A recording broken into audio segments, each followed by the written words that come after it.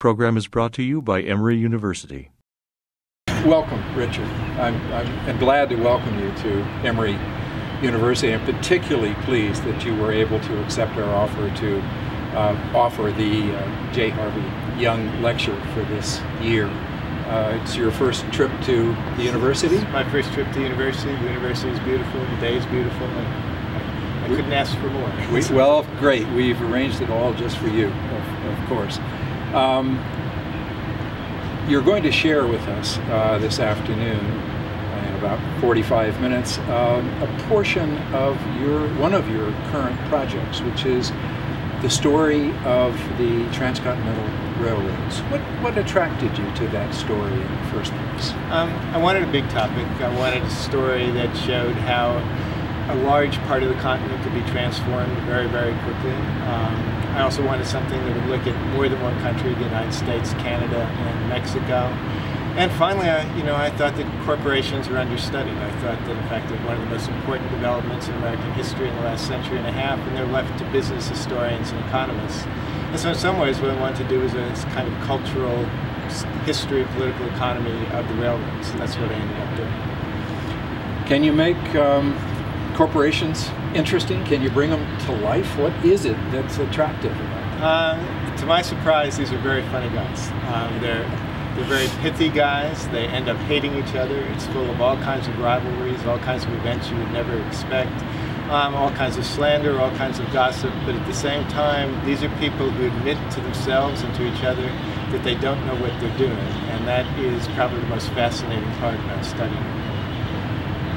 Did you know that they didn't know what they were doing before you got into the story? No, when I started this story, I was very much influenced by Alfred Chandler, and I thought these were, modernity. These are modern, efficient, bureaucratic corporations. That's my understanding of the story. And I couldn't find that company. I couldn't find it. The Union Pacific, Central Pacific, Southern Pacific, Canadian Pacific. And I realized that that company, as far as the transcontinentals were concerned, just did not exist. When you started this project, there was a little less resonance between the story you're telling in the 19th century and our present-day predicament, right? Right. This I could not imagine. I mean, I don't want to be glad of the current financial crisis, but I cannot imagine a more appropriate time to publish this story, which will seem like a sort of just so story, a cautionary tale, but it's not. It's a very complicated story. Among all the characters that you discovered, who was your favorite? Who was the most captivating of the lot? Collis P. Huntington, who is probably the nastiest man in the 19th century, but he's also one of the funniest. He has a hide like an elephant. Everything he's criticizing bounces off, and at the same time, he has a kind of shrewdness. He doesn't know how to run a railroad, but he certainly knows how to make money. And he's also very good at explaining what he's doing and why, because his associates, as they're called, people like Leland Stanford, Charles Crocker, aren't as smart as he is, so he has to explain what's going on, which is good for a historian like me, because he's really explaining to me what's going on. So he writes these things out, letters? The things that are put in letters in the 19th century astonish me. I can't say how honest they were, because they are incredibly corrupt, but they are very frank. Are there major surprises that have come out of the research? Yeah, the major surprise is close to my conclusion, which is I think these corporations were failures. They went bankrupt. They caused all kinds of social, economic, and environmental turmoil. And my biggest surprise is that I think I'm going to argue, I haven't written the conclusion yet, that it probably would have been better off for the country if they had not been built, or if at the most one of them had been built. Premature railroad lines, which in the end did far more harm than good. And that is not a conclusion I expected to reach when I started this book.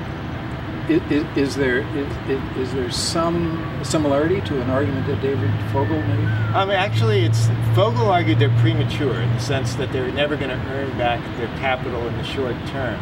And I pretty much went along with Fogel's argument, and I've accepted that, but Fogel didn't pursue it as far as following up what the consequences were beyond the economics of it. And beyond the economics, if you do a cost-benefit analysis, the problem with most of them is it's a strange little calculator with only a plus sign. I'm adding the minuses, and there's a lot of minuses. Are the minuses economic or social and cultural and political? They're economic, they're environmental, they're cultural, they're social. I mean, they affect Indian peoples, they affect the natural world. And really what the system consisted of in practice was a series of railroads feeding Chicago, which should have been built, and a series of railroads feeding San Francisco, which should have been built. What you don't need is everything in between until much later, but we built 5 or 6 in between.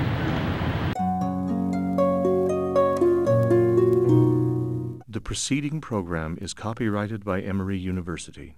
Please visit us at emory.edu.